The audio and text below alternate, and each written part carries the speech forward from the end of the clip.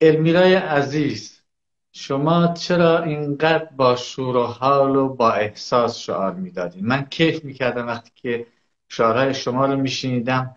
حتی شعارهای شما در حد ترانه‌ای که مثلا پرواد جون میخوند یا یه خواننده اگه اون تو مراسم ما ترانه میخوند، در اون حد برای من لذت بخش بود.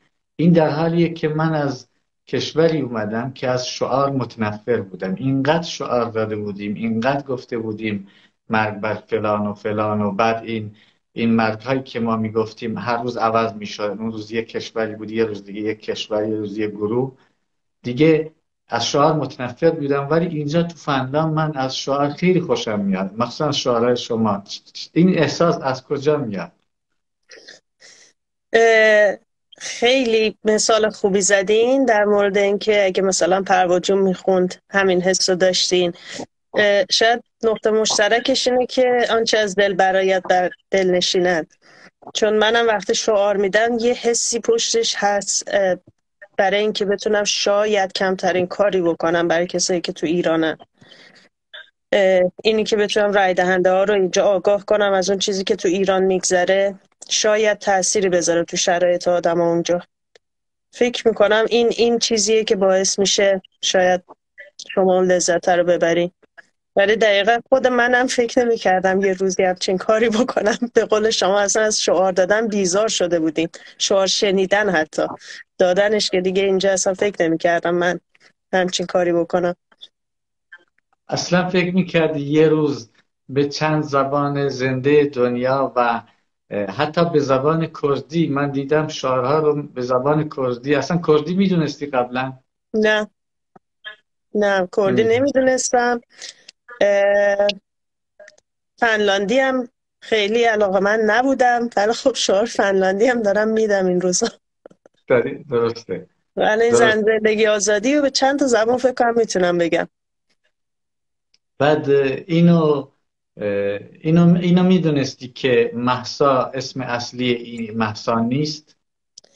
راستشو بخوام من نمیدونستم این مسئله رو که ژینا رو ثبت نمیکنن. و توی یکی از تجمع اوایل من مهسا امینی میگفتم، وقتی میگفتم say her name مهسا امینی فقط میگفتم. یکی از عزیزان کرد بعد از یکی از تجمع اومد به من گفت که چرا ژینا نگفتی. من فکر میکردم انتخاب خودشون بوده، چون خیلی تو ایران دوتا اسم دارن، یکی تو شناسنامه یکی بیرون شناسنامه.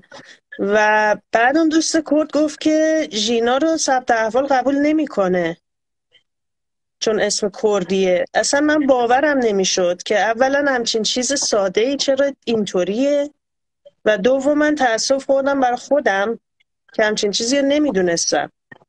و از نمیدونست. اونجا من دیگه مهسا ژینا امینی میگم هر جایی که میگم.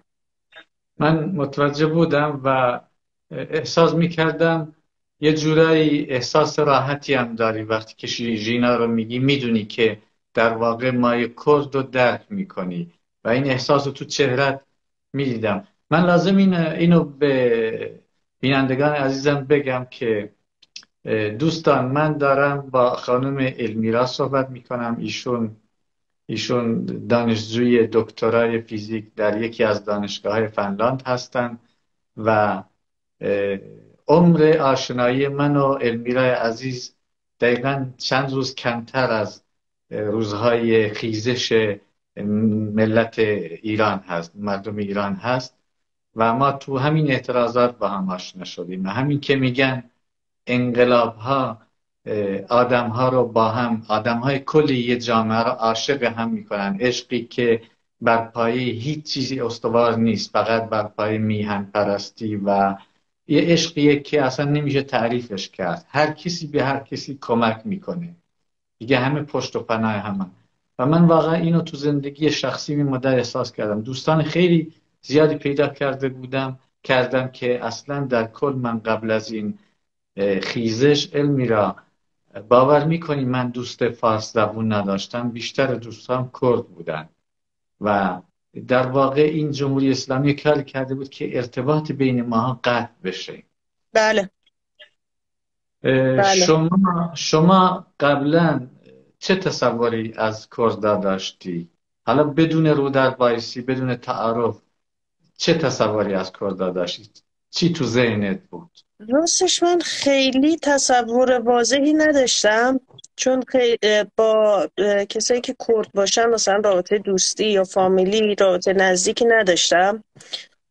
یه دوستی رو با واسطه میشناختم که کرد بود، مثلا خونش رفتیم یه بار دو بار.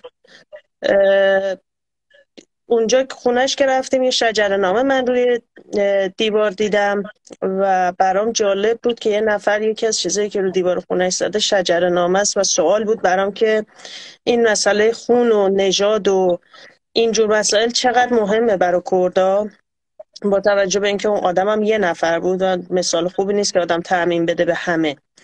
یکی این مسئله رو من از نزدیک در جریانش بودم و خب خبرها هم که آدم میخونه دیگه.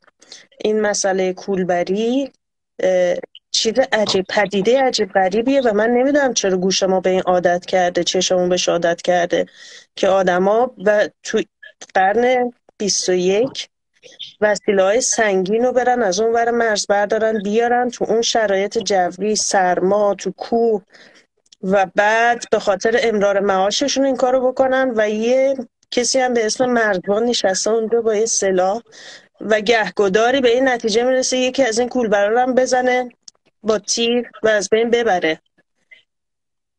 واقعا دردناکه. حتی من عذر میخوام، صحنه‌ای رو دیدم که این گله اسبا رو هم میزنن و این اسبها حالا آدم‌ها که هیچ آدم‌ها رو میزنن و حالا به هم کمک میکنن، ولی وقتی که آدم‌ها جای پیاده فرار میکنن اسباشون هم میزنن و این اسبا رو دیدم یه صحنه‌های وحشتناک که چطور این اسبا جون میدن. و جالب اینه که بدونین المیرا، این چه بسا افرادی هستن تو این گروه، این آدمایی که کولبر هستن مثل خودت، دانشجوی دکتران، بله لیسانس فوق لیسانس گرفتن و یه عمر فقط درس خونده، اصلا کارگری نکردن، یه دفعه دیگه مجبور میشن بعد کار، چه کار، اونم کار قاچاق. من خودم یه بار رفتم گفتم امتحان میکنم ببینم میتونم، اصلا از سوز سرما من خوابم نبرد، نمیدونم اینا چطور میخوابن، چطور راه میرن. دیگه مثلا تسلیم شدم دیگه، من نتونستم برم. من تفریحی به عنوان ورزش کوه میرفتم یه مدت طولانی، مثلا تا یه جایی هم حرفه‌ای حتی دنبال کردم. چقدر باید دقت میکردیم که چه وسیله‌ای رو با چه وزنی بذاریم تو کولمون که سنگین نشه که میخوایم این مسافت بریم بالا بیایم پایین. حالا اون وسیله میتونست مثلا وسیله گرمایشی باشه یا یه فلاسکی باشه یا وسیله‌های ظروف برای غذا خوردن باشه. اینو باید وزنش رو دقت میکردیم که کم باشه که انرژی ازمون نگیره.